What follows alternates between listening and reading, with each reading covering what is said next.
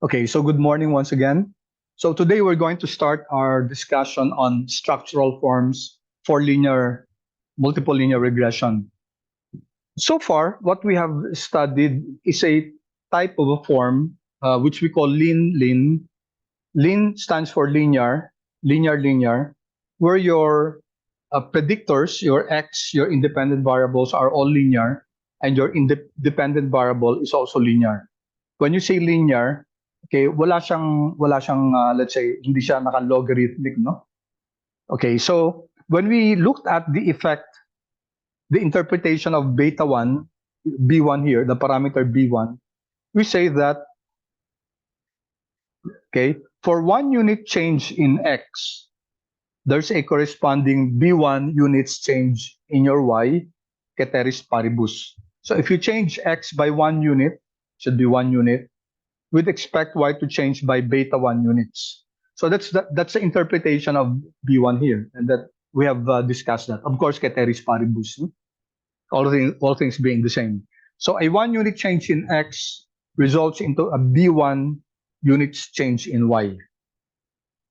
Okay, now the next thing that we'd like to do is to understand is this one. We have what we call the level log regression.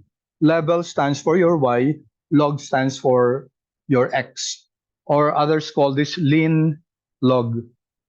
Okay, so if we have this expression, we have y is equal to your beta null plus your beta 1 times your x this time is a function, is a log, no? Naka-logarithm siya. Pag ganito, class, how do we now interpret this? Ano rin ba yan? 1 unit change in x will lead to a beta 1 change in y? Hindi, no? This will be interpreted differently. So kapag nakalog yung independent variable natin, okay, we treat it this way, no? So it's delta y, the change in y is equal to beta 1 over 100% change in x. Okay, so this is the interpretation of that. So anong ibig sabihin nun? So yung beta 1 natin, we divide it by 100 and we call it percent, no? Siyempre, divide by 100, that's in percent form. So actually, itong beta 1 natin, it's in the form of elasticities, no? So how do we read that? If we increase x by 1%, okay, so x will be read as a change in percent, no? A 1% change in x will lead to a beta 1 over 100 units change in y. Okay, so let me repeat that. A 1% change in x will result into a beta 1 over 100 units change in your y. Okay, so x is read as percentage change. Your y is read as units change. Okay? Okay, may question dito sa sa independent variables. Sagutin ko na lang mamaya. Wala naman tayong minimum number na, but of course, I don't expect you to use simple linear regression or pag dalawa lang or tatlo. Medyo siguro parang natin, although hindi naman required talaga, minimum of 5, no? 5, 6 independent variables. Okay, if we increase x by 1%, okay, take note, no? Yung nakalog, ang pagbasa natin dyan, we change it by 1%. No? And then cy will be beta 1 over 100 units change in your y. Okay? So may note ako dito, you cannot include observations for which x is less than or equal to 0 if x is then log. Sinabi ko na to sa inyo, diba dati? If you have x, negative values of x, did I? O baka sa kabilang, sorry, sa kabilang sa kabilang subject, no? If your x has negative values, you cannot get the log of x. So kailangan may transformation na gagawin yan. No? So if your x have negative values, hindi natin pwedeng kunin yung log of a negative number. Okay? It does not exist. The log of a negative number does not exist. Okay, so you can't use, if x has negative values, you can't get the log of x. Okay? You either can't calculate the regression coefficients or you may be introducing bias. So dapat yung predictors natin dito yung x, dapat positive siya bago natin kunin yung log. Okay, hindi rin natin pwedeng kunin yung log ng 0. Okay. Now there's another form, structural form, yung log level. Ibig sabihin ng level class, yung regular lang, yung linear lang. Okay, in this case, yung y natin, yung naka-logarithmic. Log of y is equal to beta null plus beta 1x plus a certain epsilon, error term. So how do we read this? Okay, so dito naman, percentage change in y is equal to 100 times b1 delta x. Okay, so how do we read this? A 1 unit change in x will result to a 100 times b1% change in y. Okay, so you notice, kung sino yung linolog, ang pagbasa sa kanya, percentage change. Okay, so you don't read it as units. Kasi elasticity yan pag nakalog. And the change is not in the units of the variable, but rather in percentage. So kung sino man yung nakalog class, okay, you don't read it as units change in that variable, but rather percentage change. Okay, for example, ito, no? If we increase x by 1%, we did not say if we increase x by 1 unit, no? Okay, if you increase x by 1%, dito, y will change by beta over 100 units change in y. Okay, so dito, si y won't change in terms of units, si x dito mag-change in terms of percent. In this case naman, here, okay, so x will change here by number of units, but y here will change in terms of percent.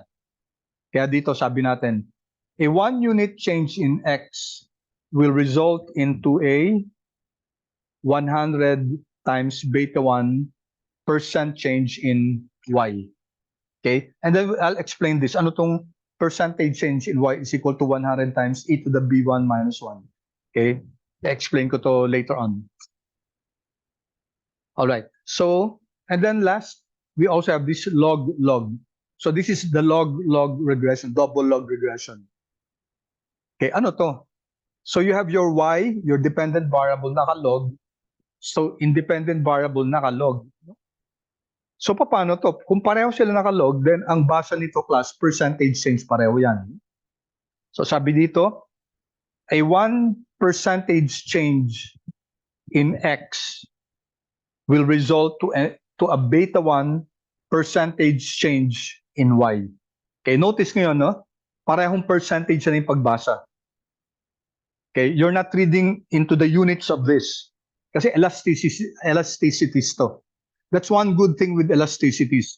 It's unitless. So pag nakalog siya, hindi mo binabasa yan yung change in the units, no? But change in the percentage. Okay? So quickly, again, yung una yung linear, double linear natin, level regression. Ito panay unit change in x will result into a b1 unit change in your y. Okay, parehong units yan. Pag nakalog naman si x, so this is level yung y, log yung x. How do we read that? A 1% change in x. So whoever is logged, in this case, si x ang linalog, ang basa natin dyan, percentage change in x will result into a beta 1 over 100, okay? Beta 1 over 100 units change in y. Okay? So unit change in y, kasi si y, level lang siya. Again, here, quick review. Dito, si x, level siya. Si y, log. So x will change by 1 unit siya, no? But y will change by percentage kasi nakalog siya. As I said, class, ang shortcut niyan, just remember kung sino man naka-percent, no? Ang pagbasa niyan, percentage. Kung sino man nakalog, ang base niyan, percentage change. Right? And then lastly, ito yung log regression. Okay, how do you read this? A percentage change in x will lead to a beta 1 percentage change in y. All right. So, summary to ng structural form. Okay? Any questions, class, so far? Clear ba yung structural form na yan? Kasi you'll be encountering you'll be encountering models where nakalog dapat yung And why does it make sense to log a particular variable? Especially kung malalaki yung variables. Kunyari, example, econometrics, GDP, GNP, no? These are billions. Billions to. So medyo mas mahirap i-deal yung ganyan pag malalaki yung values. So what's done usually is you get the log. You get the log of that kasi by getting the log of the values, you are scaling it. No? You're scaling the value. So papakita natin yan in a while. No? All right. Any questions so far, class, dito sa structural form? So you should know how to interpret. No? Kunyari may data tayo, may regression model tayo na may nakalog. You should know how to interpret. Hindi na pwede yung parang lean lang yan. Yung level form ng ng regression. Okay, paki-chat please kung so far clear. Of course, I will have an example para mas makita natin yung interpretation yan. Okay, thank you. How about the others, please?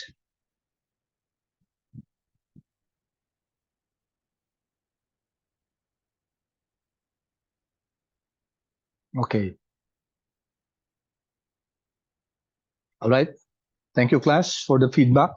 So, let's, I hope you loaded the OLK na data and kindly open a file, RMD file.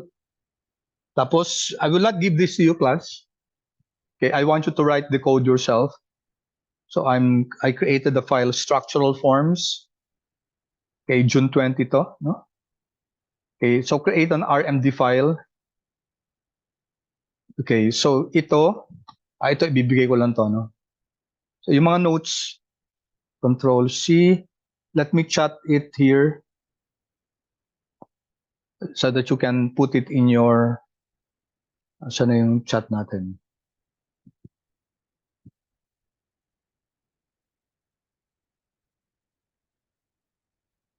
All right. So ito yung mga structural forms natin. Number 1, yung lean or level, no? Linear. Ibig sabihin, yung dependent variable natin, hindi nakalog. Yung independent natin, hindi rin nakalog. Okay, second, you have your, inuna ko yung log, no? So double log to. Okay, so this is also called your constant elasticity model, where your regressors and regression are all in logarithmic forms. Lahat. Log lean naman, si y natin nakalog, si x natin naka linear, no?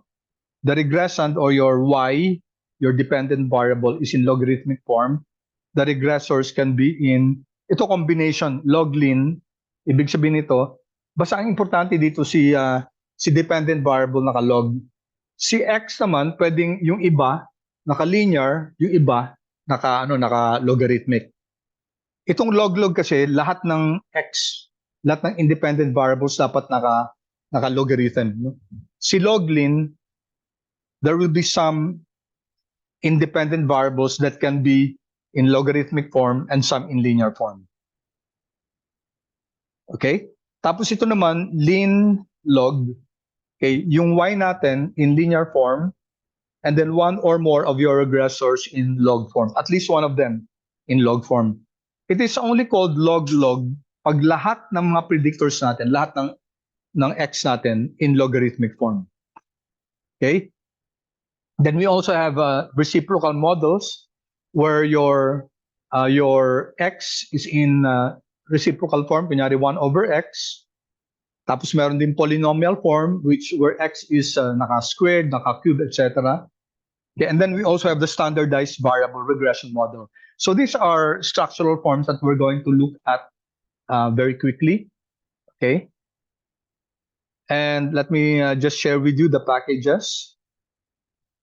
So ito yung mga packages na gagamitin natin. In the interest of time, I'm going to just put this in the chat box.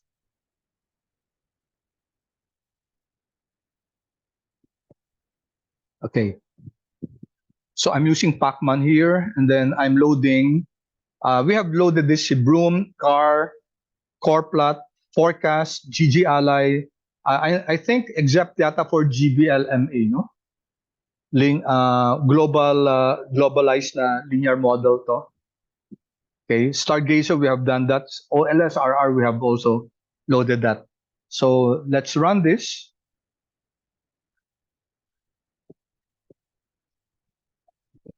Okay, so if you have run the packages, kindly paki-chat please kung yes, kung ready na tayo to proceed.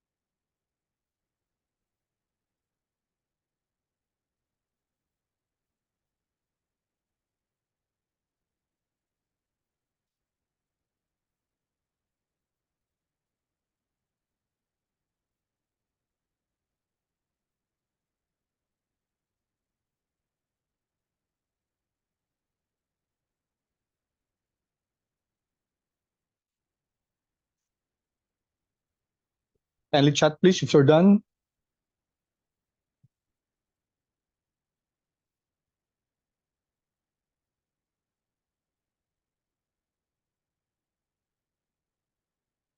Okay. All right. So make sure that you have opened an R project. Tapos naka-load yung data na OLK doon. Okay? And then if you want yung PDF file ng structural form. So I'm just using an old R project folder. What's important is I have loaded here yung OLK, no? OLK CSV file. Okay. All right. So let's start with the linear. Alam na natin to, so very quick lang tayo dito, no? Ito na yung ginamit natin dun sa wage data set natin where we regress hourly wage on all the predictors. Lean yun, di ba? Linear. So let's load COLK. I'm calling it OLK. And then we can use the read underscore CSV. This is coming from the readr package, which comes with, hindi ko pa yata dito si ano, no? Okay, let me run here tidyverse. Sama ko si tidyverse kasi andyan kay tidyverse si readr. No? Okay. Tidyverse, yeah, I didn't include it, sorry. Tidyverse. Okay.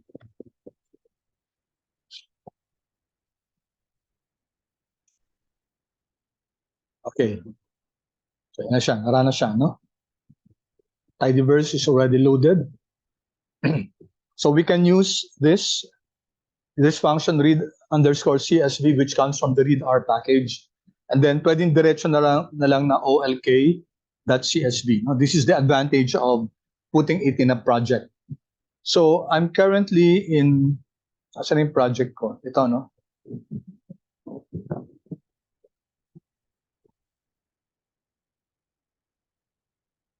Okay, this is my project. Multiple regression. Dito ko na lang, in the interest of time. dito ko na lang sinave. So let me run this. View at saka yung kunin yung structure. Alright, nagkamali ako. So dapat, okay, I have to open the, okay, multiple regression. Okay.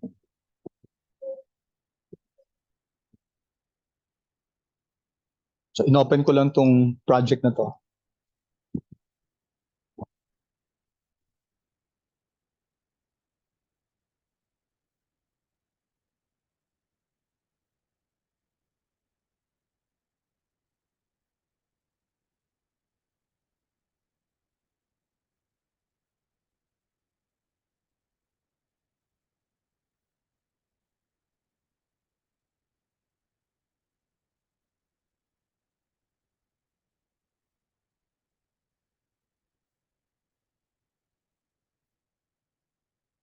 Okay. Save ko na lang muna to ha. File. Save as.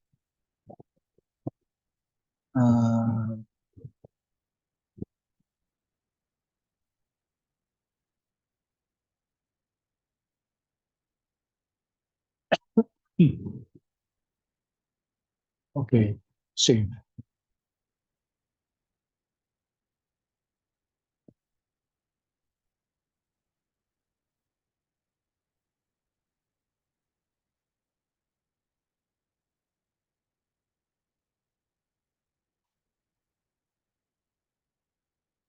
Okay.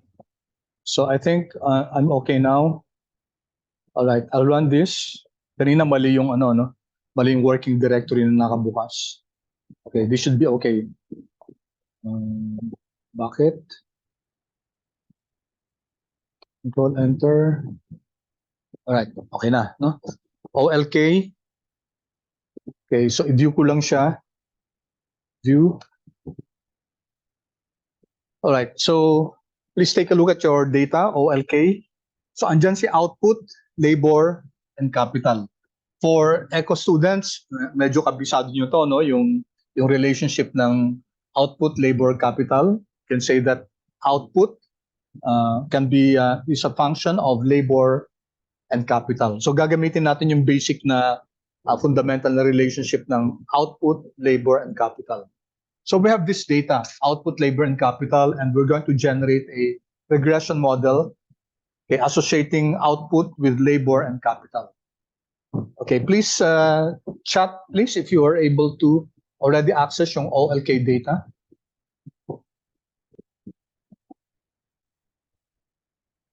Okay, thank you. All right. Okay, good. So ang first model natin, class, is okay, gawin na lang natin fit. Let's call it fit 0. No? O fit 1 na lang. Fit 1, okay? And we're going to regress. We're going to regress LM natin, C. Output, kunin muna natin yung mga names para sigurado ako. Names ni OLK. Output labor capital. So we have 3 variables there, output, labor, and capital. So output, shift tilde regressed on labor plus capital, or we can just choose period, no, diba? Data is equal to OLK. And then let's just construct a summary of fit 1.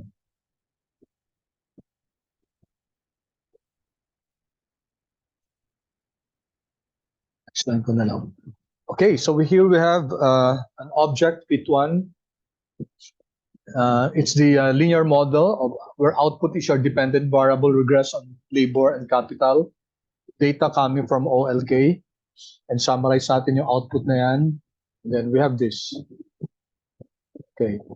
So labor, capital, okay, and both are significant predictors. You can see here that labor is +1, which means 47.99 something. 47.99. Okay. Kunin natin yung mga coefficients para Mas makita natin. Okay, we have mod fit1, fit $1, fit1, dollar, coefficients. Okay. All right. So, ano pa rin,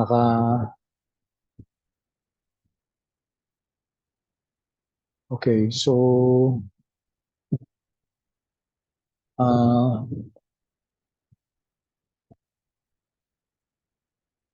let's see. Sipen ba? Round, nating round Gusto ko yung buong number Round, that's 2.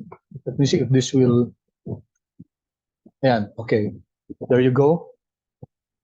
Around nating 3 decimal places. Okay. So this is our intercept, this is our labor, and this is our capital. Okay, so what's our model here? Our model is that our output, okay, bakit yun nangyari sa inyo class? Kasi sa akin, yung LaTeX ko hindi nag-work ngayon I don't know why. What's happening? So, output underscore I is equal to, so that's your 23,3621.61 na lang plus 47.987 times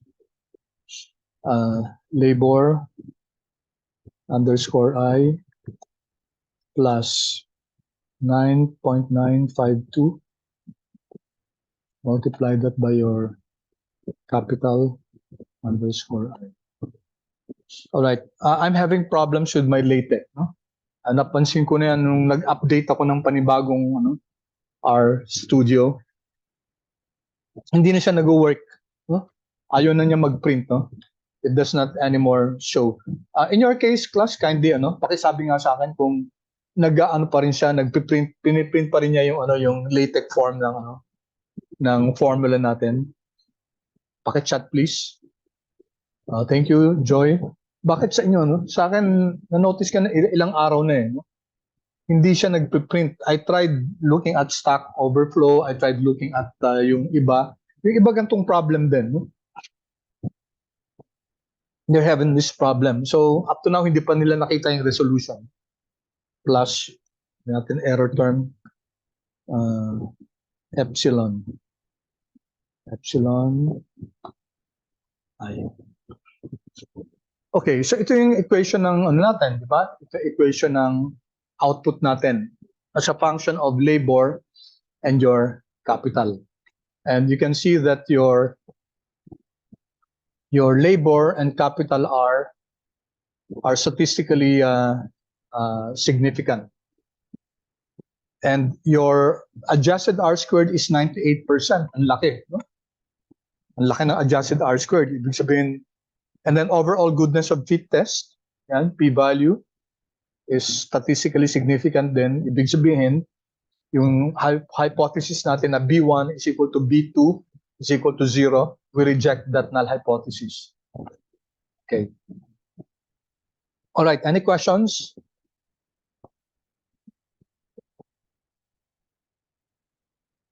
Were you able to get the model class?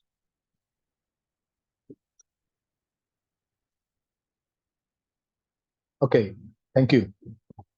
All right, so that's our lin-lin. Ano lang, konting discussion lang yan kasi na-discussion natin yan yung linear or level. Okay, let's now go to log or double log or log linear or constant elasticity model.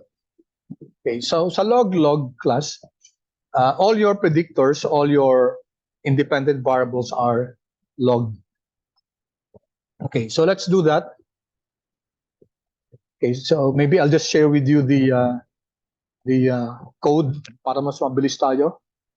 Okay, so, tingnan nyo muna to So I'm going to create this object OLK dollar L output.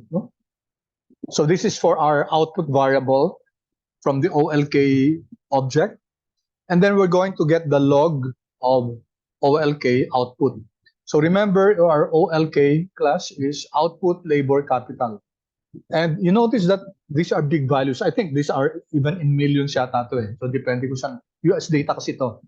So most probably this is in thousands or millions of dollars. So you're dealing with a huge data set, okay, huge figures. So it makes sense to scale your data by getting the log.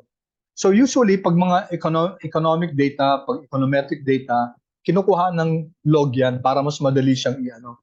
It's easier to interpret, it's easier to work with the data, okay? So in this case, we're going to get the log of each. So tingnan natin to, kukunin natin log ni output, no? Log ni labor, and log ni capital. And we're going to generate a new variable. So take note of this, OLK $L output. We're generating a new variable called log output, log labor, and log capital. So let's run this. Okay. Okay, di ko na ibibigay yung ano yan, kayo na lang, madali na maisulat yan. So parang practice na rin. So take note, no? We're attaching it to the OLK object. Yung OLK natin is our data set. OLK $log output.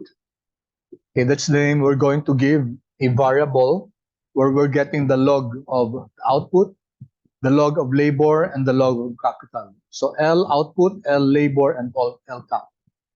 So let me run this. Okay. And then, so i-view ko na lang to, view, OLK, and you notice that si OLK, alright, meron na siyang ano, nadagdagan na siya. No? Nadagdagan na siya ng log ng output, log ng labor, at saka log ng capital. And you also notice that the values are much smaller. Kasi yung log ng mga values na to, okay, nasa scale siya, and you can see that they're much smaller than the actual absolute values. Okay, that's the reason why pag mga econometric data, lalo na pag mga in millions and billions yan, it makes sense to get the log of that.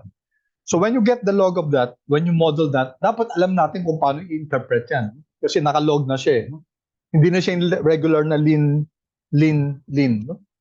Naka-log na siya. Okay. All right. So, tingnan natin yung mga names niya. Ang names yan, may output labor capital at saka may log output, log labor, log capital. Okay, ang gagawin natin, ang kailangan lang natin yung mga log, no? So let's create another object called OLK1. Okay, OLK1 where we are subsetting si OLK. Ang kukunin lang natin si 4th, 5th, 6th, no? 1, 2, 3, 4, 5, 6. So let's subset si number 4, number 5, and number 6 na column. Okay? So that will be OLK brackets. Lahat ng rows kasama, but only columns 4 to 6. Okay, so I'll run this. View OLK1. So magkakaroon tayo ng object na 1, OLK1, and then the names, and then just print the head, the first 6 observations. I'm going to run this. All right, so this is now our OLK1 object. No? Mga log na lang to, log output, log labor, log capital. Okay, we just need that. No? Of course, we can work with the OLK data set still. No? Pero ito, just for simplification purposes, I just created an object na lahat yung mga log. No? And yung head niya, yung first 6, ito. Okay, so let me pause for a while and allow you to run this. And then please chat kung okay na. Kung nakapag-generate na kayo ng bagong object na OLK1. Which consists only of the log. Log ng output, log ng labor, and log ng capital.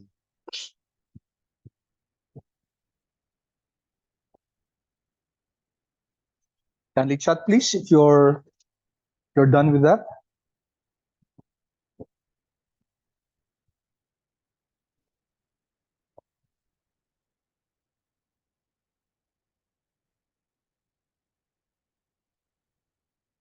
Okay, good. Thank you.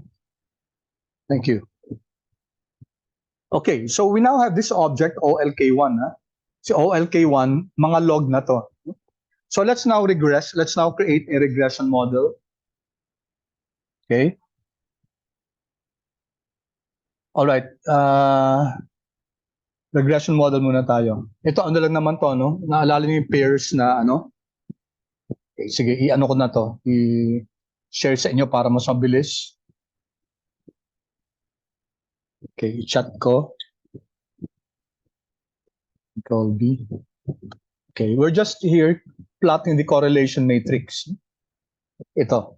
Pairs ni log output, log labor, and log capital data is equal to OLK1.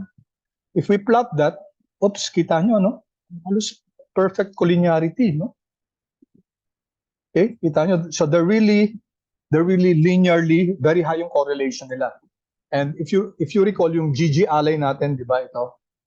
Yung GG pairs, it will give us the correlation. Okay, if we run this, okay, it will give us the correlation between the variables.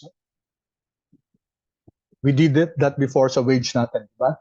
So this is your univariate plot ni log output. Okay, mukhang uniform, normally distributed siya. Tapos ang correlation, okay, di ba? Ni log output at saka ni log labor is 0.971. Si log output at saka si log capital 0.973. No? Okay, our output will be our dependent variable. So, okay siya na yung output is log output, okay, and log labor, 0.9071. Mataas yung correlation, which is good. Tapos si output din at saka si capital 0.973, mataas din. So that's very good. Ang medyo concern lang natin, no? Si log labor at saka si log capital. Okay? Log capital and log labor. Okay, ito. 0.96 yung correlation niya. So, medyo mataas. And we said we don't want that actually for our predictors. We don't want our predictors to be highly correlated. No? Kasi baka magka-problem tayo ng multicollinearity. But be that as it may, anuhin muna natin to, i-run muna natin. No? All right, I'm sorry it's not working here. Share ko na lang sa inyo to, no? Okay. Hindi nag-work sa ano ko sa R Markdown, but just the same, I'm going to share it with you. Sa chat box na lang how this equation looks like. Okay. So itong equation na to is actually called the Cobb-Douglas production. Eco students are very familiar with this. No? So ito, Q sub I, that's your output, is equal to, let me just use my digital pen. No? Okay. So how does this equation look like?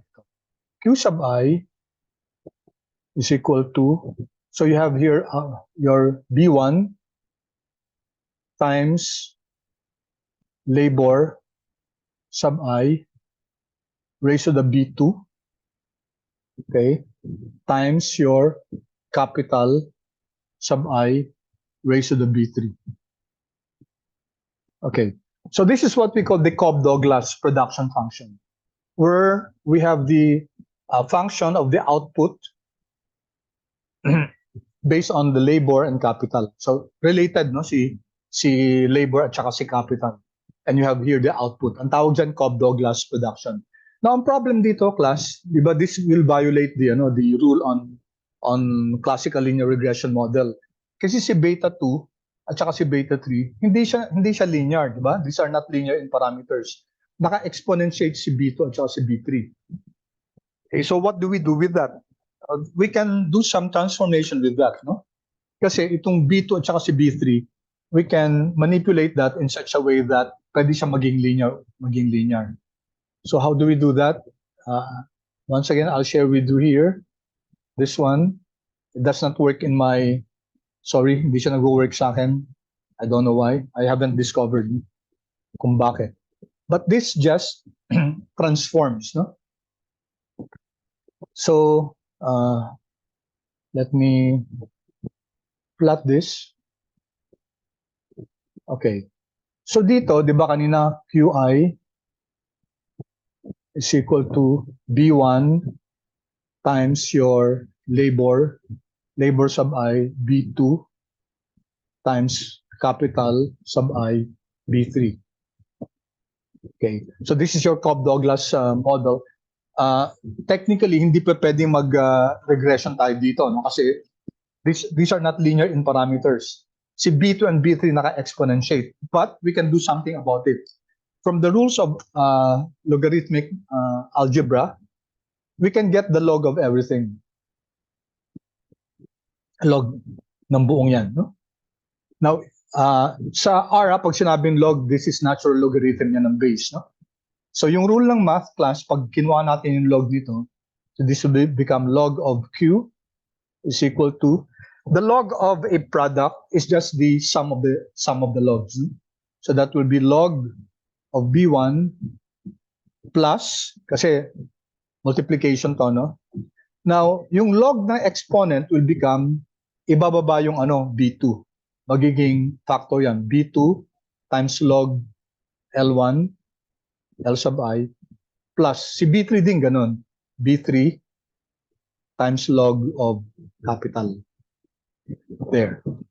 Okay, so what we have done is we have converted yung Cobb-Douglas production function into a function na nakalog si Q, nakalog si L1, L sub I, nakalog din si capital. Okay?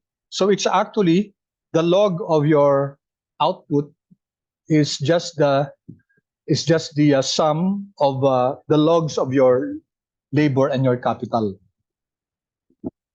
Okay?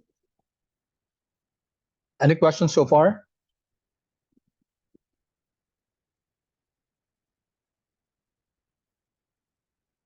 Any questions, class? And dito sa second equation, we just replace log ng BI is just a constant din, di ba? So we can just replace it by A. So yung equation natin, log of the logarithm of Q is equal to A, certain constant A plus B2 log of labor plus B3 log of capital. Okay, so pwede natin gawan ng ng regression model, no? B2 linear siya, di ba? Linear coefficient ng log ng labor. B3 is also linear ng log ng capital. All right? So let's now create our regression model for that. Okay, any questions about this? Class, any questions about this?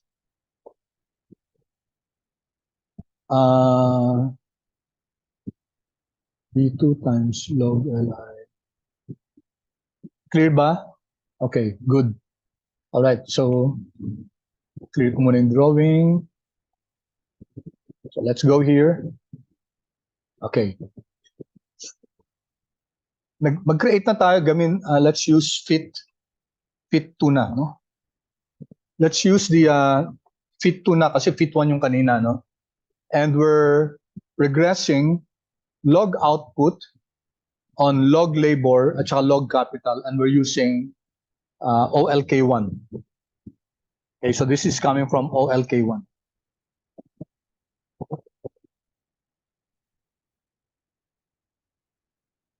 All right, it's almost time. Kaano lang tayo nito, no? Okay, so let's run this class. Let's run this. I hope you have written the code. All right. Now take a look at this. This is your A. This is your B1. This is your B2. Now, how do we interpret this? How do we interpret this? Okay, nakalog si labor, nakalog si capital, at saka nakalog yung output natin. Okay, and then, sabi natin sa structural form, log-log to, di ba? Ito yon, no? Nakalog si output, nakalog si capital nakalog si labor. So how do we interpret this? A 1% change in your X will result into a beta 1% change in your Y. So balikan natin yung ano natin. Okay, balikan natin yung model natin. So how do we interpret this? A 1% change in your labor, okay, will result into a 0.40, around 0.47% change in your output. Okay, 1% change in labor will result into a 0.46% change in your output. A 0.52% change in capital will result into a 1% change in capital will result into a 0.52% change in your output. So you notice, I just looked at the B1 here. This is the whole B1. B1, and then I made it into a percent. B1 is 0.47, so I'm making it B1%. B2 to, no, B3 is 0.52, so I'm making this B3%. Balikan natin, class. So you just be guided by this, no? Itong log. So if we change X by 1%, a 1% change in X will result into a beta 1%. Take a look at that. Beta 1%. Okay? So, kunin nyo si beta 1, tapos dagdagan nyo ng percent. Yun lang.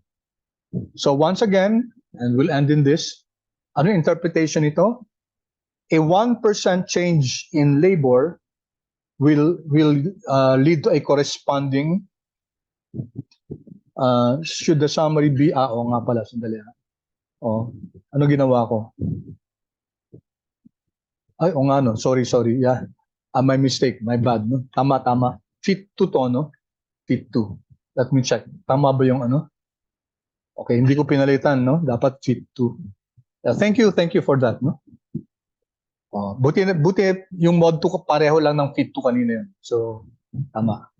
So again, the interpretation of this is for every 1%, no? Since, ano to, class, ano to, yung, this is yung, anong tawag natin dito, class? Letter E? Letter E, class? Elasticities, no? So we're not going to interpret it in terms of units, but rather percentage. Elasticity change ng labor, okay, over a change in elasticity change ng output. So pareho silang elasticity. Okay? Kasi pareho silang log, no? So a 1% change in labor will result to a 0.47% change in your output. A 52% change, a 1% change in capital will result to a 0.52% change in your output. Okay? So lastly, class, does it make sense? Okay? Does it make sense to do an ANOVA for this? ANOVA fit 1 and fit 2? Will it make sense, class? This is a very important question. I'll end in this. Will this make sense? Di ba pag nagko-compare tayo ng models, no? Fit 1 and fit 2. Will this make sense? Answer is, class? Answer is, ano? It will not make sense. Why? Why, class? Because your dependent variables are different. Si fit 1, ang dependent variable mo, output. Si fit 2, ang dependent variable mo, log ng output. Magkaiba yun, no? They're different. So you cannot compare. You can only compare them using ANOVA if they have the same dependent variable. So take note of this, class. This is very important. Okay? Now there's this one, ano ko na lang to, Control X. The use of Stargazer is also very important. Okay, so let's do this. Stargazer, fit 2. Yung fit 2 natin kanina, type is equal to text. It will generate a table, nicely generated, no? So ito yung log labor, significant at 0.001. Okay? Ito yung t-stat niya. 0.099 or 0.099 plus. That's your standard error, no? Yan, ito. 0.099, may labor 0.097 capital. Yun ang standard error nila. Okay, you can see that it's presented this way. This is this is B1. This is B2, this is B1, this is B2, B3, this is B1. Okay, and then you have some statistics here. Okay, R squared, adjusted R squared. You have the residual standard error. You have the F stat. Okay. All right. So next meeting, we'll continue with this. We will look at the other structural forms, yung log, lean log, etc.